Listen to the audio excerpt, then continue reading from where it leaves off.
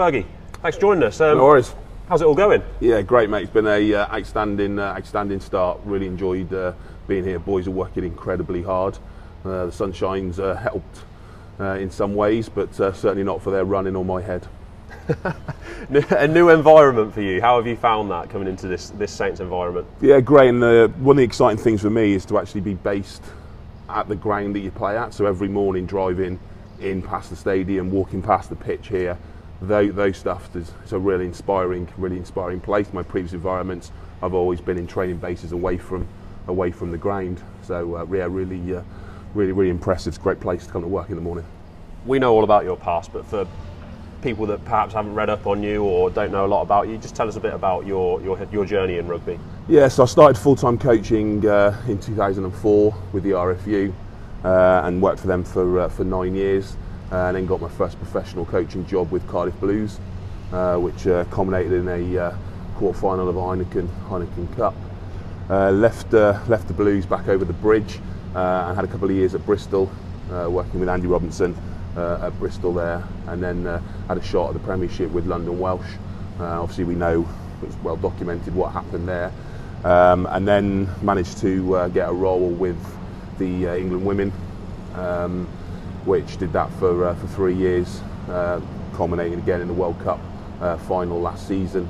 In my last year with them, I spent a year with London Irish on a consultancy basis before managed to speak to Chris and end up in sunny Northampton. So obviously it was a great job with the England women's team. When you spoke with Chris, what was it that sold it to you to come to Saints? Yeah, you can't help but be inspired by someone's wealth of knowledge and experience as Chris, and his vision for the club. And probably the bit that made the biggest difference for me was when he said that he saw his role as being one to develop coaches as much as develop players.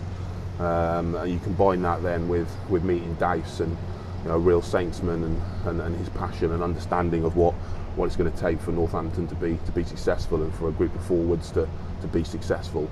Those two things combined, for me, it was a no-brainer to get down the road. You talk about developing as a coach. It's interesting because if you speak to an attacks coach, they can kind of lay out the way they want to attack. Defence coaches always have their own techniques. When you're a scrum coach, what are the different approaches to being a scrum coach? Yeah, I think the first thing, the most important thing, is to understand the ingredients you've got in the fridge. So, I think relating scrimmaging to eating and fridges is a fairly good analogy. So I often say to people that you have to look at the ingredients you've got, and then with that ingredient you've then got to make the meal you've got. So for example, there's no point deciding that you want shepherd's pie if you've got fruit and custard in the fridge. So the first part that I did a lot over before the season started was to have a look at the profile of our forwards. Okay, and once we know the kind of profile of the forwards we've got, then you've got to fit a philosophy and a way of playing within that, and then it's your job as a coach to sell that. And that's been the biggest excitement for me. We've had 4 weeks. We've had Scrummager of the Month already, which I think the Football World Cup probably stopped the national media to pick that up. But Francois became Scrummager of the Month for June. He wins an award. He won an award for that. And it's about selling that philosophy. It's about being able to say, right, okay, this is how we're going to scrummage in terms of what our outcomes are. And it's not in isolation. I think the way in which set piece has moved on is that it's not about the set piece coach and the set piece saying, well, we won the ball here, you've got to do something with it. We're in continual conversations with Vesti and Dicko about there's no point having a real dominant scrum if it then means that your back row are scrummaging and then miss the opposition 8 picking up and waltzing through. I can't sit there and say, well, that's a good scrum and bad defence. Everything has to interlink together, and that for me is where we need to go with it, and where I hope to take this bunch through. We'll stay on the subject of recipes and ingredients. You've got quite a youthful bunch of ingredients. Front row forwards have historically been older gentlemen or more experienced gentlemen. Does that excite you that you've got this young bunch to work with? Absolutely. I think throughout my career, probably my biggest success has been my ability to develop and work with younger players and turn them into what we want as a club.